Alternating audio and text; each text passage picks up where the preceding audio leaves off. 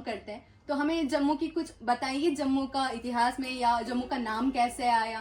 बताया जाता है कि जाम्बू लोचन जी एक बार शिकार पर गए थे और उन्होंने एक तालाब में शेर और बकरी को एक साथ पानी पीते देखा था।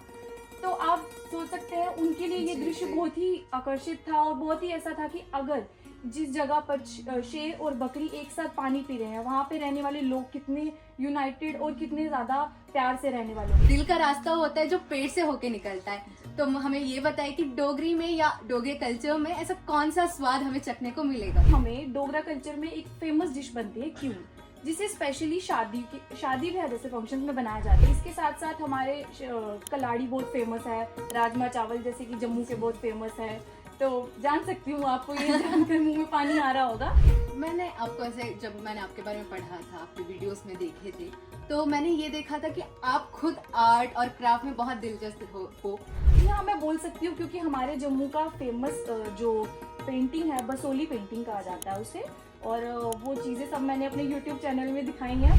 गल नहीं सार देते बोल नहीं हार दे, गल नहीं सार देते बोल नहीं हार दे, दिन दे ने जवाब तोली तोली ओ खंड मिठे लोक डोगरे।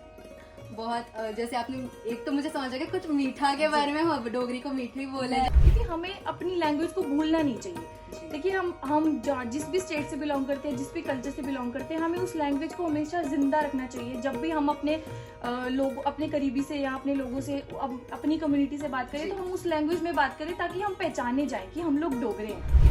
नमस्ते दोस्तों, मैं हूं आपकी होस्ट मृदुला चिपलुनकर और आप देख रहे हैं शारदा टीवी। आज हमारे इस पॉडकास्ट में है एक ऐसी यूट्यूबर जो डोगरा कम्युनिटी और कल्चर को डिजिटल दुनिया तक पहुंचा रही है। इनके वीडियोस में डोगरी बोली का स्वाद है, डोगरी कल्चर की सुंदरता है और इतिहास की झलक है। चलिए स्वागत करते हैं मेहुल जी का, जो हमें लेकर चलेंगी एक कल्चरल जर्नी पर। नमस्ते मेहुल जी, स्वागत है आपका। नमस्ते मृदुला जी, थैंक यू सो मच मुझे अपने पॉडकास्ट में बुलाने के लिए। तो पहले मैं इस बात से ही शुरू करती हूँ क्योंकि YouTube में बहुत सारे ऐसे कंटेंट्स होते हैं कि अलग अलग कंटेंट्स होते हैं, लेकिन आप क्यों लगा कि मुझे अपने डोगरा कल्चर को, कम्युनिटी को ही प्रेजेंट करना चाहिए? ये बहुत अच्छा सवाल आपने मुझसे पूछा है और मैं बताना चाहूंगी कि हम सबको अपनी रूट्स के साथ जुड़े रहना चाहिए, अपने कल्चर के साथ जुड़े रहना चाहिए। तो मेरा अपना YouTube चैनल को चलाने का, अपने चैनल को खोलने का यही मोटिव था कि मैं अपने कल्चर को, डोगरा कल्चर को रिप्रेजेंट करूं, ज़्यादा से ज़्यादा लोगों तक पहुंचा सकूं, बता सकूं कि डोगरा कल्चर की क्या क्या खासियत है। ये तो बहुत अच्छी बात है। शायद बहुत लोगों को, मतलब बहुत लोगों को नहीं पता होता कि डोगरी कल्चर मतलब अलग अलग होता है, लेकिन ये भी हो, आप जम्मू से बिलोंग करते हैं, तो हमें जम्मू की कुछ बताइए, जम्मू का इतिहास में या जम्मू का नाम कैसे आया। जी देखिए, जम्मू का नाम जो है, एक हमारे जम्मू के राजा थे, राजा जाम्बू लोचन जी, उन पर पड़ा था। उनके नाम से हमारे जम्मू का नाम जाम्बूपुरा पड़ा था। उसके बाद इसका नाम जम्मू रख दिया गया। इसके पीछे की एक स्टोरी है, मैं बताना चाहूंगी बहुत ही शॉर्ट में। बताया जाता है कि जाम्बू लोचन जी एक बार शिकार पर गए थे और उन्होंने एक तालाब में शेर और बकरी को एक साथ पानी पीते देखा था। तो आप सोच सकते हैं उनके लिए ये दृश्य बहुत ही आकर्षित था और बहुत ही ऐसा था कि अगर जिस जगह पर शेर और बकरी एक साथ पानी पी रहे हैं, वहाँ पे रहने वाले लोग कितने यूनाइटेड और कितने ज्यादा प्यार से रहने वाले होंगे। तो उन्होंने उस दृश्य को देखकर हमारे शहर को बसा दिया और उस शहर का नाम जाम्बूपुरा रख दिया, जिसे आज हम जम्मू के नाम से जानते हैं।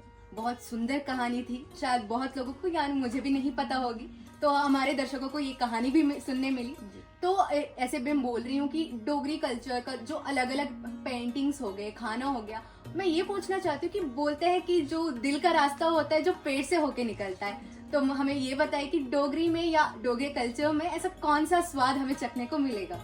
स्वाद की बात की तो डोगरा कल्चर को हम बहुत ज़्यादा अच्छे से एक्सप्लेन करेंगे। देखिए, हर कल्चर का, हर जगह का अपना एक खाना होता है। तो मैं जम्मू की बात करूँ तो हमें डोगरा कल्चर में एक फेमस डिश बनती है क्यूर, जिसे स्पेशली शादी ब्याह जैसे फंक्शन में बनाया जाता है। पर ये चीज़ जो है बहुत ही फेमस है। इसे शादी में बना के मतलब दूल्हे को खिलाया जाता है, या तो वैसे भी। और इसके साथ साथ हमारे कलाड़ी बहुत फेमस है, राजमा चावल जैसे कि जम्मू के बहुत फेमस है। तो जान सकती हूँ आपको ये जानकर मुंह में पानी आ रहा होगा। तो ये चीज़ हमारे जम्मू की बहुत ही ज़्यादा खासियत है। कभी आप जम्मू आएंगे तो हमें ज़रूर आपको उससे रूबरू करना है। अच्छी। मैंने एक भी सुना है कि हम जैसे चीज बोलते हैं, डोगरी का खुद का एक चीज या पनीर का कुछ है, तो उसका भी कुछ जी जैसे मैंने बताया कलाड़ी, हाँ। वो हमारे जम्मू का एक लोकल चीज है जो उधमपुर डिस्ट्रिक्ट में बनता है। इसे मतलब कि चीज की तरह, जैसे हम लोग पिज्जा वगैरह खाते हैं उस पे जो मोज़रेला चीज होता है, उस तरह से ये एक लोकल चीज है जो जम्मू में बहुत फेमस है। जम्मू आकर ही आपको इसका स्वाद खाने। जी जी, मेरे पेट में तो अभी भी से चूहे दौड़ रहे हैं। तो मैं ये आप बोल रही कि डोगरा कल्चर इतनी सुंदरता है, तो उसके पहनावे में भी बहुत कुछ अलग है। मैंने सुना है कि बहुत खूबसूरत होती है उसका पहनावा, तो उसके बारे में हमें बताइए। पहनावा हमारे डोगरा में डोगरी सूट पहना जाता है। जो फीमेल्स होती हैं वो डोगरी सूट पहनती हैं, कुर्ता, लॉन्ग कुर्ता और सलवार या पजामा रहता है। और जो मेल्स होते हैं वो चूड़ीदार कुर्ता पजामा पहनते हैं। और डोगरा कम्युनिटी का एक खास पहचान है जिसे डोगरी पगड़ी कहा जाता है। और डोगरी सूट जो है वो बहुत ही ज़्यादा मेहनत से, बहुत ही ज़्यादा मतलब एक रॉयल्टी से बना जाता है। जो राजा महाराजा थे हमारे, महारानियाँ थी, वो वही सूट पहनती थी। और वो कल्चर को, हमारे डोगरा डायनेस्टी को एक रॉयल्टी की तरह मतलब शो करते हैं। उसमें जो है हैंडवर्क होता है, गोटा पट्टी का वर्क होता है, जो जैसे कि बहुत सारी चीज़ें जो है दूसरी जगह पे वो कॉमन होंगी, पर वो किसी जगह पे एक कल्चर होता है, जैसे आप जान सकते हो। तो वो जो गोटा पट्टी किनारी का वर्क होता है वो हमारे जम्मू में, हमारे डोगरी सूट में बहुत ही खासियत होता है। उसमें मोर, बहुत सारे पंछी, ये सब बना के उसकी मतलब सुंदरता को और ज़्यादा बढ़ाते हैं।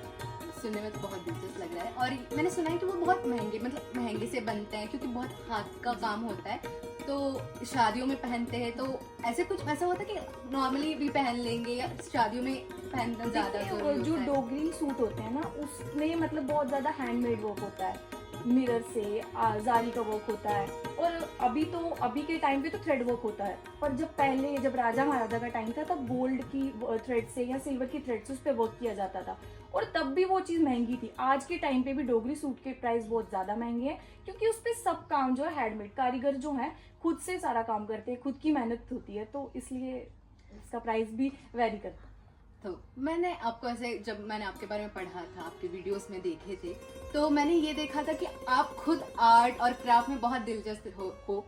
तो मैंने ये भी सुना है कि डोगरा का खुद का एक पेंटिंग स्टाइल है, तो आपने वहां से, मतलब आपको वो इंस्पायर करता था या कुछ ऐसा था? ये सवाल तो बहुत मेरे दिल के करीब है, क्योंकि मैं आर्ट एंड क्राफ्ट से बहुत ज़्यादा जुड़ी हुई हूँ। मुझे ड्राइंग, पेंटिंग, इन सब में बहुत ज़्यादा इंटरेस्ट है। जी हाँ, मैं बोल सकती हूँ, क्योंकि हमारे जम्मू का फेमस जो पेंटिंग है, बसोली पेंटिंग कहा जाता है उसे। और वो चीज़ें सब मैंने अपने YouTube चैनल में दिखाई हैं। मुझे मौका मिलेगा तो मैं ज़रूर आपको दिखाना। तो मैंने ऐसे बोला था कि आपने पेंटिंग्स के बारे में पूछा, तो हम थोड़ा ऐसे जा रहे, तो म्यूजिक या डांस जो होता है कम्युनिटी को अपना बनाता है, सबको एक साथ जोड़े रखता है। तो डोगरी कल्चर का खुद का म्यूजिक, डांस या सॉन्ग्स जो होते हैं, उसके बारे में भी हमें बताइए।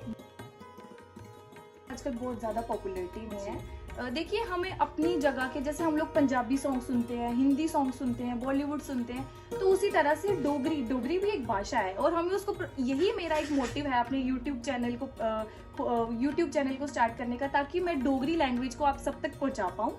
तो डोगरी सॉन्ग्स जो है बहुत ज़्यादा पॉपुलर है हमारे जम्मू में, और मैं उम्मीद करती हूँ बहुत ही जल्द बहुत दूर तक भी पहुँचेंगे।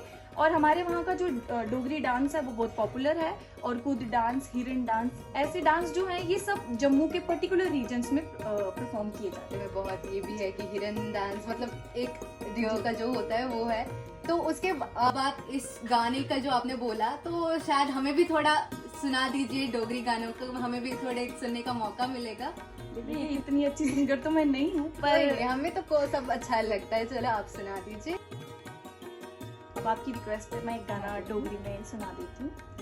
मिठड़ी है डोगरें दी बोली, ओ खंड मिठे लोक डोगरे, गल नहीं सार दिते बोल नहीं हार दे, गल नहीं सार दिते बोल नहीं हार दे, दिंदे ने जवाब तोली तोली, ओ खंड मिठे लोक डोगरे। बहुत जैसे आपने, एक तो मुझे समझ आ गया कुछ मीठा के बारे में, हम डोगरी को मीठी बोला है।